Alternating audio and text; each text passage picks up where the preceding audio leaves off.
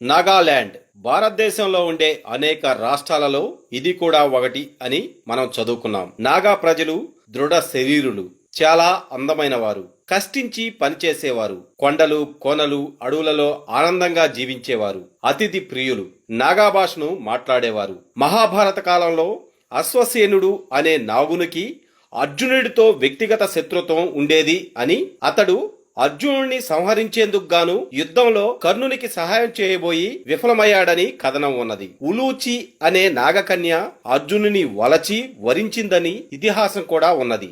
నాగా ప్రజలు Mongolia, China ప్రాంతాల నుండి వలస వచ్చిన వారని పాశ్చాత్య చరిత్రకారులు అంటారు.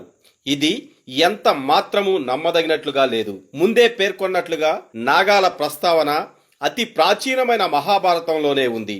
భారతీయులను వివిధ కారణాలు చూపి విభజిస్తే గాని భారతదేశాన్ని పాలించలేమనే కుటిల నీతితో నాగాలు, మిజోలు, గోండులు అనేవారు అసలు భారతీయులే కారని, వారు ఈ దేశీయులు కానే కాదని, వాళ్ల జన్మ మూలాలు మరెక్కడో ఉన్నాయని చెప్పడం ద్వారా వారిని మానసికంగా భారతీయ సంస్కృతి నుంచి వేరు చేసి తమ మత మార్పిడి దందాను ఆ ప్రాంతాలలో తేలికగా నిర్వహించుకునేందుకు గాను ఆంగ్ల చరిత్రకారులు అల్లిన కట్టు కథలే ఇవి.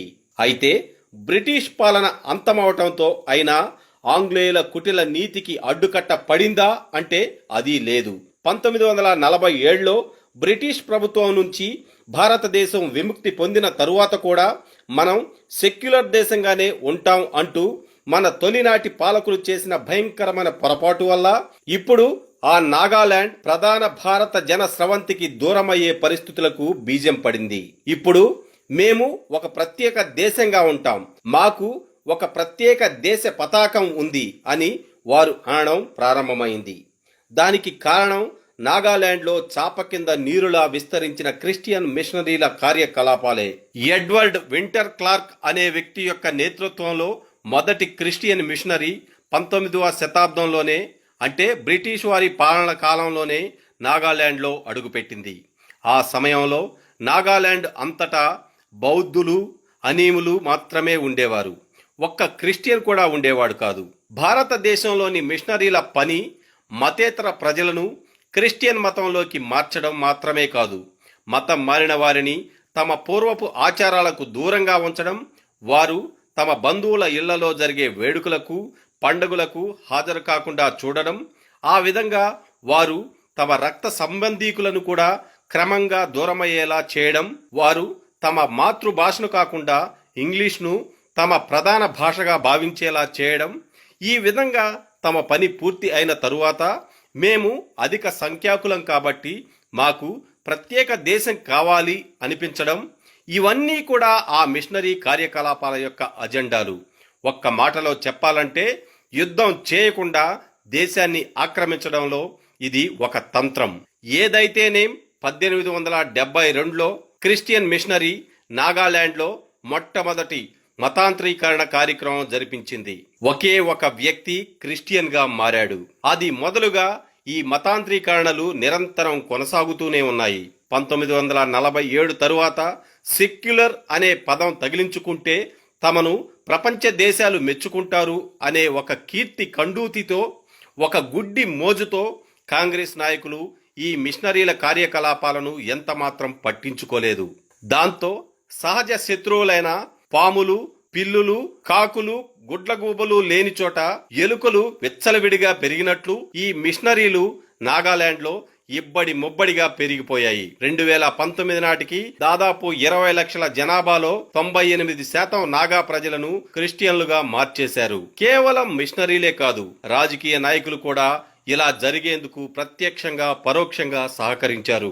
1963 డిసెంబర్ 1వ తేదీన నాగాలాండ్ను ప్రధాన భారత భూభాగం నుండి ఒక ప్రత్యేక రాష్ట్రంగా విడదీశారు అప్పటి ప్రధానమంత్రి జవహర్లాల్ నెహ్రూ.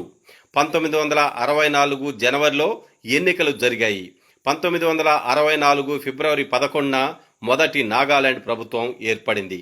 1967లో నాగాలాండ్ ప్రభుత్వం రాష్ట్రానికి చెందిన నాగ భాషను అధికార భాషగా రద్దు చేసి దాని స్థానంలో ఇంగ్లీష్ భాషను అధికార భాషగా ప్రకటించింది. తమ రాష్ట్రంలోని పాఠశాలల్లో ఇంగ్లీష్ మీడియం మాత్రమే బోధించాలని తమకున్న అధికారం ద్వారా శాసనం చేశారు. అప్పటి నాగాలాండ్ ముఖ్యమంత్రి నాగా నేషనలిస్ట్ ఆర్గనైజేషన్ పార్టీకి చెందిన టిఎన్ అంగామి. అతడు నాగాలాండ్ మొదటి శాసనసభలో స్పీకర్గా ఉండి నాగాలాండ్ ప్రభుత్వపు మొదటి ముఖ్యమంత్రి అయిన షీలు మీద అవిశ్వాస తీర్మానాన్ని అనుమతించి అతనిని పదవీభ్రష్టుణ్ణి చేసి తరువాత తానే స్వయంగా ముఖ్యమంత్రిగా ఎన్నికైనాడు.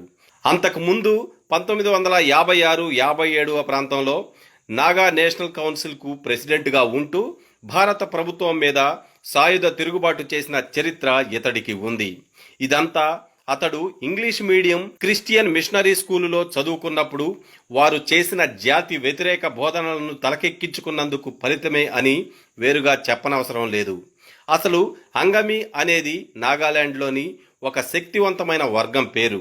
పూర్వం వీరిలో అధిక సంఖ్యాకులు బౌద్ధులుగాను ఫుట్సానా అనుయాయులుగాను ఉండేవారు. క్రిస్టియన్ మిషనరీల పనితనం ఫలితంగా ప్రస్తుతం వారిలో 98% కంటే ఎక్కువ మంది ప్రజలు క్రిస్టియన్లుగా మారిపోయారు. ఈ విధంగా కుట్ర పన్ని అధికారం చేజిక్కించుకుని మిషనరీలకు అంతులేని వరాలను ప్రసాదించి మాతృభాష అయిన నాగా భాషను తొలగించి ఇంగ్లీష్ మీడియం స్కూళ్లను ప్రవేశపెట్టి ఆనాడు అంగమి వేసిన క్రిస్టియన్ బీజం నెమ్మదిగా మొలిచి క్రమంగా వృద్ధి చెంది ఫలించి ఈనాడు క్రిస్టియన్ మహావృక్షం అయ్యింది. దాదాపు నాగాలాండ్ రాష్ట్ర ప్రజలందరూ ఇప్పుడు క్రిస్టియన్లుగా మారిపోయారు. మతం మారడంతోనే వారి దేశభక్తి కూడా మతభక్తిగా మారిపోయింది. వారు అధిక సంఖ్యాకులు అయ్యేసరికి ఆ మిషనరీలకు పట్ట పగ్గాలు లేకుండా పోయాయి. ఇప్పుడు ఆ నాగా ప్రజల చేతనే మేము ప్రత్యేక దేశంగా ఉండాలని నినాదాలు చేయిస్తున్నాయి మిషనరీలు. ఈ విధంగా నాగా ప్రజలు క్రిస్టియన్లుగా మారడం ద్వారా మొదట తమ బంధుత్వాలను కోల్పోయారు, తమవైన ప్రత్యేక ఆచారాలను కోల్పోయారు, తమ భాషను కోల్పోయారు, చివరకు తమ భారతీయతను కూడా కోల్పోయి తమను తామే స్వయంగా కోల్పోతున్నారు. ఇవన్నీ మనకెందుకు అనేవాళ్లు ఎవరైనా ఉన్నారా? చరిత్ర నుండి నేర్చుకోవాల్సిన కొన్ని అంశాలు తప్పకుండా ఉంటాయి. నేర్చుకుంటే సరిపోదు, కొందరు చేసిన తప్పులను మళ్ళీ మనం చేయకుండా ఉండాలి. నాగాలాండ్లో ఏమి చేయాలో కేంద్ర ప్రభుత్వం చూసుకుంటుంది. కానీ మన సంగతి ఏంటి? నాగాలాండ్లో అంగమి ముఖ్యమంత్రిగా ఉంటూ మిషనరీలను ప్రోత్సహించడం, ఇంగ్లీషు మీడియాన్ని ప్రవేశపెట్టడం వంటి పరిస్థితులు ఇప్పుడు మన రాష్ట్రంలో ఆంధ్రప్రదేశ్లో కూడా కనిపిస్తున్నాయి. అత్యధిక సీట్లతో అధికారాన్ని పొందిన మన ప్రస్తుత ముఖ్యమంత్రి క్రిస్టియన్ మతాన్ని ప్రచారం చేయడానికి ముందుకొచ్చిన ప్రతి వాడికి పాస్టర్ అని పేరు పెట్టి వారికి నెల నెల నజరానాలు అందించడం జరుగుతోంది. తెలుగు భాషకు పూర్వ వైభవం తెచ్చే ప్రయత్నం చేయకుండా, అసలు అటువంటి మాటే తలపెట్టకుండా తెలుగు మీడియంలో చదువుకున్న వారికి సరైన ఉద్యోగ అవకాశాలు లేవని కుంటి సాకులు చెబుతూ ఆంధ్రప్రదేశ్ ప్రభుత్వ పాఠశాలల్లో ఇంగ్లీష్ మీడియంను అధికారికంగా చొప్పించడం జరుగుతోంది. రేపు సంవత్సరం నుంచి ఇంగ్లీష్ మీడియం తీసుకురాబోతున్నామని చెప్పి కూడా సగర్వంగా ఈ వేదిక మీద నుంచి చెప్తా ఉన్నాను. ఆనాటి నాగాలాండ్ ముఖ్యమంత్రిగా టిఎన్ అంగామి నాటిన అవే విషబీజాలను ఈనాడు ఆంధ్రప్రదేశ్ ముఖ్యమంత్రిగా జగన్ నాటుతున్నాడు. ఆనాటి అంగామిలాగే నేడు జగన్ కూడా ఒక రహస్య లక్ష్య సిద్ధి కోసం పనిచేస్తున్నట్టుగా అనిపిస్తోంది.